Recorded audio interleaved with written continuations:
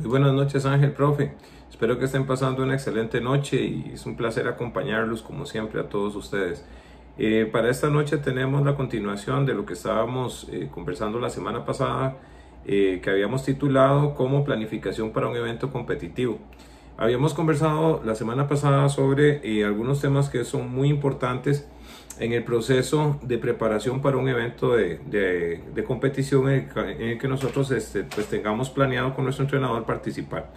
Dentro de las cosas que pues la semana pasada estuvimos conversando, hablamos también sobre las descargas del entrenamiento, los procesos de supercompensación, la hidratación durante o previa a la competencia, aspectos de sueño, actividades durante el evento, etc. Para esta semana nos vamos a enfocar fundamentalmente en los temas que tienen que ver sobre todo con el proceso posterior a la competición. Esta fase de preparación la vamos a dividir en tres fases, o sí, más bien, esta preparación vamos a dividirla en tres fases, que serían precompetencia, competición y postcompetición. Entonces, en este caso vamos a ver cuáles serían las actividades más importantes una vez que el evento haya concluido, esperemos, satisfactoriamente. Lo más importante después de finalizado el evento sería hacer una revisión de los elementos que provocan una fatiga aguda. Esta fatiga aguda vamos a tener que comprenderla como una fatiga que se produce en el momento. Digamos que sean las características principales o aquellos, digamos, síntomas que nosotros podemos identificar como de fatiga momentánea. Normalmente después del evento, pues sí se puede sentir este nivel de fatiga aguda, pero interesantísimamente tenemos un proceso de restauración o de recuperación que nos permite empezar a estabilizar el sistema posterior a la competencia. Esto es importantísimo porque aquí nosotros podemos hacer un análisis de qué tan bien está funcionando nuestro cuerpo y qué tan bien o qué tan buena sea nuestra recuperación. Normalmente los esfuerzos intensos deberían de estarse recuperando pues en términos prácticos en unos cuantos minutos, ¿verdad? Ya si nosotros después de la competencia, aún pasados 30 minutos de haber finalizado la competición, seguimos teniendo algunos aspectos fisiológicos que no están, digamos, del todo estables, sobre todo frecuencias cardíacas todavía muy altas, sensaciones de falta de aire o dolencias en el pecho o alguna sintomatología relacionada, dolor en el brazo, cuello, presión en los oídos. Deberíamos de tener la posibilidad de ser atendidos en ese momento por la gente que tiene a cargo del área de salud. Mi recomendación es que si por alguna razón no tenemos esta recuperación de la fatiga aguda, deberíamos de tener un periodo de tiempo en la zona todavía de competencia. O sea, al finalizar el evento, siempre vamos a tener ahí por reglamento atención de Cruz Roja o médicos, etcétera. Siempre es importante que nosotros nos retiremos del sitio de la competición hasta que estemos completamente estables. Y esto es un requisito fundamental que se le pide siempre a los atletas. No se movilicen de la zona hasta que tengan plena certeza de que sus condiciones funcionales básicas están pues en un nivel normal. Muchos portan relojes, como lo hemos hablado otras veces, que tienen monitores de frecuencia cardíaca, oxímetro, también tal vez tienen por ahí un medidor de presión arterial.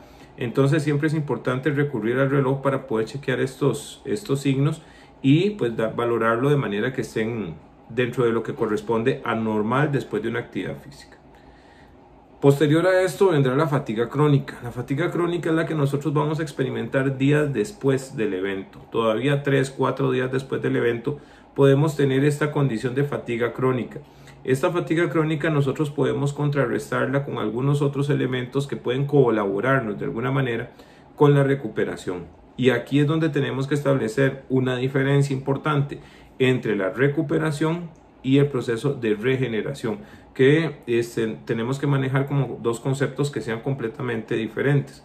El proceso de recuperación es un proceso que corresponde más al proceso de fatiga aguda, ¿verdad? Lo que estábamos hablando ahora. Mediante procesos de respiración, caminatas livianas después de la actividad y realizar estiramientos posteriores a la actividad física nos ayudan a tener un proceso de recuperación. Pero la regeneración aplica un poco más a lo que es la fatiga crónica.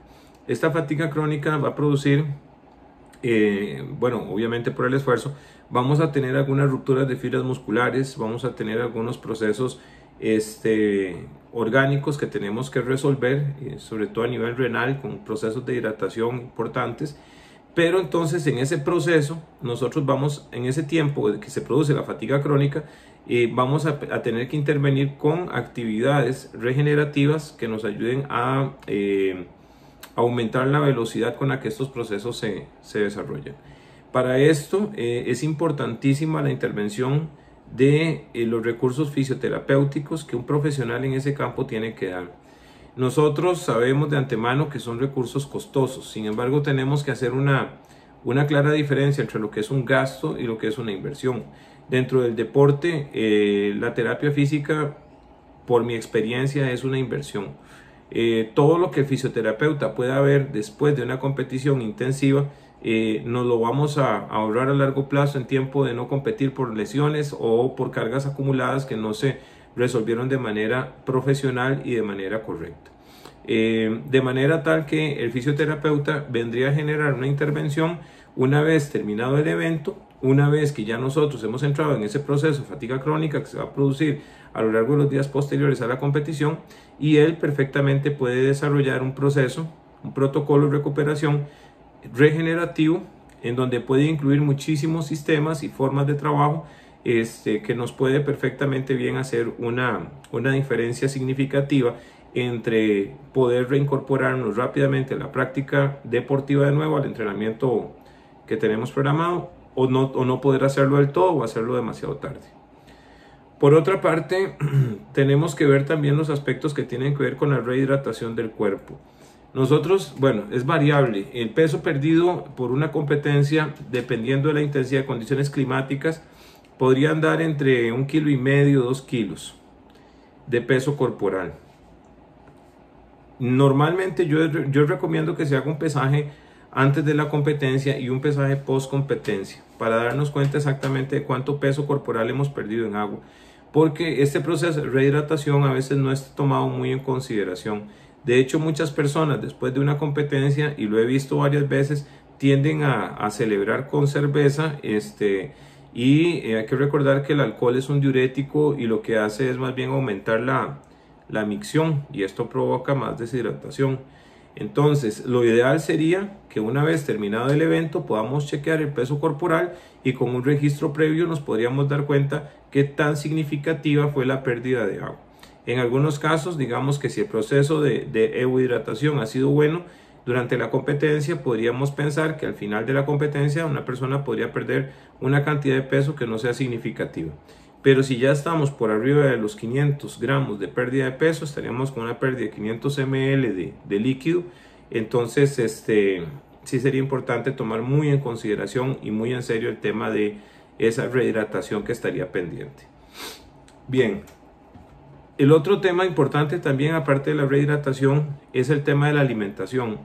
Recordar que los primeros minutos después de haber realizado el esfuerzo son minutos fundamentales para poder tener glicemias en orden, sobre todo por el altísimo consumo de glucógeno muscular o utilización de glucógeno muscular como fuente energética, y a veces tenemos problemas con atletas que tienden a descompensarse. Se producen hipoglicemias durante el post-competición y están relacionadas con esta reducción de la ingesta calórica.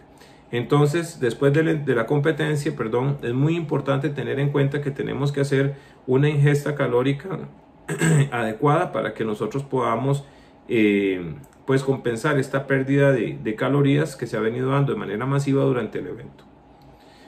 Bien, otra cosa importantísima también son las actividades físicas que se debe realizar tanto al día siguiente como inmediatamente después de la competencia.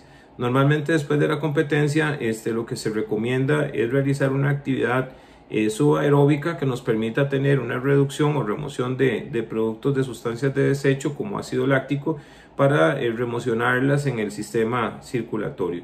Esta actividad de trote subaeróbica puede darse en unos 10-15 minutos muy suavecito en las cercanías del lugar donde se está terminando el evento, por cualquier situación que se pudiera generar una vez terminada la actividad competitiva. Sería recomendable realizarlo. Igual al día siguiente es importante realizar actividades que nos permitan pues volver el sistema a un estado, vamos a ver, lo más cerca de la homeostasis que podamos encontrar. Nosotros vamos a sentir nuestro cuerpo y tenemos que escuchar las sensaciones que a veces tenemos. Tenemos que interpretar estas formas que tiene nuestro cuerpo de hablarnos, y con los años de estar en el deporte nosotros vamos a sentir cosas muy frecuentemente relacionadas con sensaciones positivas y otras con sensaciones negativas. Una vez que nosotros estamos más relacionados con esto, cuando va pasando el tiempo de entrenamiento, podemos darnos cuenta en qué momento nosotros estamos en una situación compleja de recuperación o estamos en una situación favorable. De manera tal que al día siguiente nosotros tendríamos que hacer una especie de escaneo para poder darnos cuenta cuáles áreas de nuestro cuerpo se encuentran afectadas desde el punto de vista físico-estructural, o si tenemos algún tipo de dolencia o molestia orgánica, para poderlo inmediatamente resolver con el profesional en el área médica que corresponde, y si fuera de atención fisioterapéutica, pues también visitar al especialista lo más pronto posible. Este análisis o chequeo que se debe hacer de las molestias físicas y molestias fisiológicas es fundamental para que nosotros podamos accesar el servicio adecuado lo más pronto posible. Muchas veces al día siguiente se realizan actividades físicas de entrenamiento plenamente dicho, y lamentablemente no estamos en un buen momento para poder hacer esa práctica, y lo hacemos como parte del protocolo normal de actividades. Sin embargo, es importante primero hacer la revisión por parte del fisioterapeuta si tuviéramos alguna condición anómala que hayamos detectado. Bien, por otra parte, recordarles que cualquier cosa que uno pueda programar dentro de la planificación para una competición, lo que va a hacer es ayudarnos a nosotros a controlar lo controlable, pero los imponderables van a estar ahí al orden del día. Cualquier cosa que nosotros no podamos meter dentro de todo este chequeo de actividades previas, durante y post competencia, pues van a ser situaciones que nosotros no podemos presupuestar, y para lo cual debemos estar preparados mentalmente, de manera que tanto el entrenador como el equipo que tenga a cargo al atleta puedan reaccionar de manera oportuna para poder generar las resoluciones correspondientes. Bueno, esto ha sido todo. Espero que pasen muy bien. Un saludo a todos. Buenas noches.